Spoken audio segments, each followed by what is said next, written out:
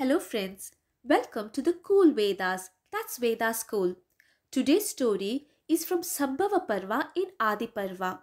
Today, let's see what fate has in store for Devayani as Yayati's wife. Devayani, along with Sharmishta, reached the royal palace of King Yayati. The king proudly proclaimed Devayani as his queen and spent his days in her blissful company. On Devayani's request, Yayati made arrangements for Sharmista's stay in an exquisite mansion in the Ashokavana of the royal garden. She was honored with all arrangements by the king. Yayati and Devayani spent their time happily, and soon Devayani conceived. In due time, she gave birth to a fine, handsome boy. Time rolled by, and soon Sharmishta had reached her youthful age. She soon began to ponder about whom she could have as her husband. She thought, Devayani has become a mother. My youth is doomed to go wasted. Shall I choose him for my husband whom Devayani chose for herself?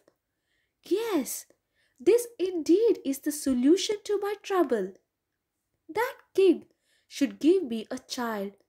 Will not the virtuous king grant me my wishes? As she was lost in such thoughts, there stood in front of her Yayati himself. The king was out on a stroll in the gardens, and seeing Sharmishta, he had stopped. He stood there silently looking at her. Sharmishta, seeing the king alone and making sure that there was no one around them to see or hear the outcome of the dialogue they are going to have, she confidently walked towards the king. She said, O king, I wish to be with you. I hope you do know that I am of high birth. Am I not beautiful?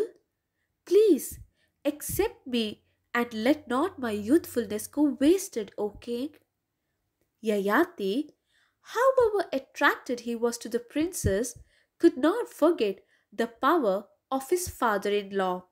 He said, Of course, I know that you were born to the proud Danava clan, and I cannot see even a speck of flaw in your beauty. But I have been commanded by Shukracharya to never summon you to my life. So I am sorry, I can't accept you. Sharmishta, a bit disappointed, yet continued. It has been said, O king, that it is not sinful to lie on the occasion of a joke, or to woo a woman, or on the occasions of a marriage, or in the situation of immediate death, and also at the prospect of loss of one's whole fortune, one can lie. Lying is excusable on these five occasions, O king. With such words, she tried to lure the king to a sin. But Yayati replied, A king should ever be a model to his people. Complete destruction awaits the king who speaks a lie and the one who does not keep his word. As for myself, I will never speak an untruth, even if I am threatened by the greatest loss. Now, Sharmishta changed her plan. She began requesting the king, O great king, one may look upon her friend's husband as her own. One's friend's marriage is the same as one's own marriage. You have been chosen by my friend as a husband. Therefore, you are my husband too, as much as hers. Yayati, the king, the protector, now said, Yes, indeed. It has always been my promise to grant whatever one asks me for. Tell me, what is that you want? Hearing these words from the king, Sharmishta asked, O king, accept me, O king.